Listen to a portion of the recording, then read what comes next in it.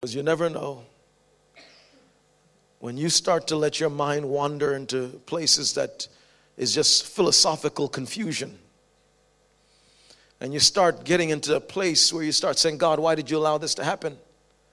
Or God, do you love me? Or God, why, Lord? What did I do wrong?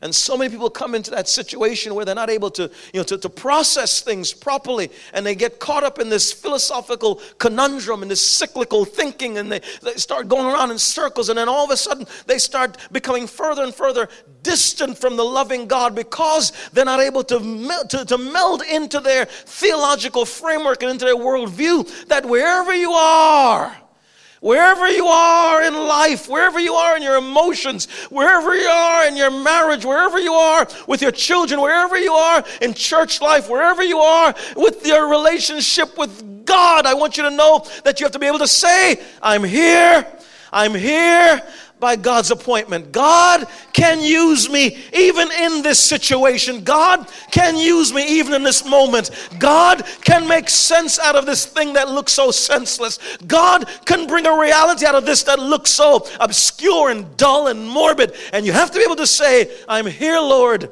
by your appointment. I'm here by your appointment. I'm here by your appointment. And when you look at Genesis 39, we find Joseph now going into Egypt. Look at verse 1 with me. We're in chapter 39.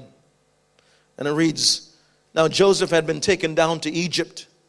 Potiphar, an Egyptian who was one of Pharaoh's officials, the captain of the guard, bought him from the Ishmaelites who had taken him there. The Lord was with Joseph, and he prospered, or he went through successfully. And he lived in the house of his Egyptian master.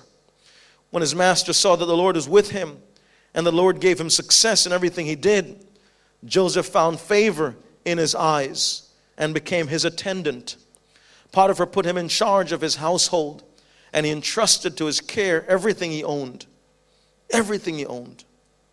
Everything he owned, he entrusted into Joseph's care. I want you to see, as Joseph went down into Egypt, and then he had to be sold a second time. The process of when slaves are bought in biblical history is when a slave is brought to the city center, and he stood up on a large platform.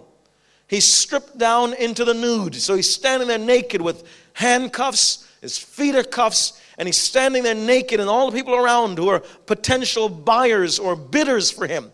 Why is he naked? So that people can see him if there are any medical defects, sores, open wounds, defects. Maybe you have a limp or some type of a arm or a hand that may be withered. They need to see exactly how he is in terms of his physical wholeness so they can bid accordingly. And so here's Joseph standing there on this platform nude, and then the one who gets the winning bid is Potiphar, and Potiphar brings him home, and the Bible says that God was with Joseph, and Joseph prospered. In other words, Joseph still maintained his devotional life with God, and the visibility of his relation with God became evident to people, even to his owner, his master, Potiphar. And the Bible says Potiphar made Joseph his primary attendant, his personal aide, his PA. And then, on top of that, Joseph was promoted where he became chief steward in Potiphar's entire estate, running everything under Potiphar's care. I want you to know that if you drew close to Joseph, he'll probably tell you, I learned how to say, I'm here under his training, under God's training. See, Joseph had to have a right attitude. Now here he is. It's no longer some temporary thing.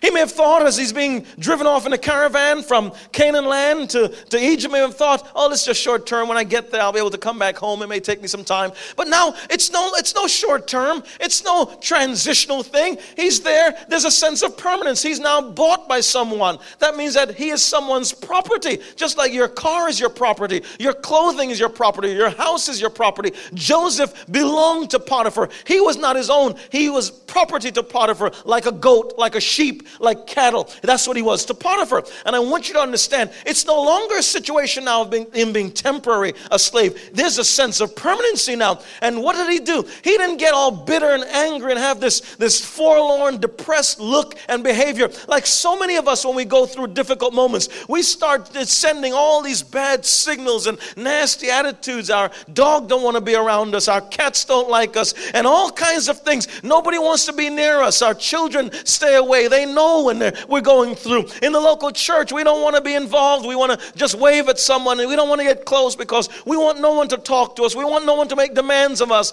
But here we find Joseph did not allow himself to fall into that trap of bitterness and anger and ill will and bad attitude. Why? He's probably saying to himself, I'm here under God's training. God, I don't like it. God, I don't know why I'm here. I don't understand why I'm here. But I have to admit that since you're all knowing, there must be a plan that you have with me through this situation. And so, Lord, let me now have the right attitude so I can absorb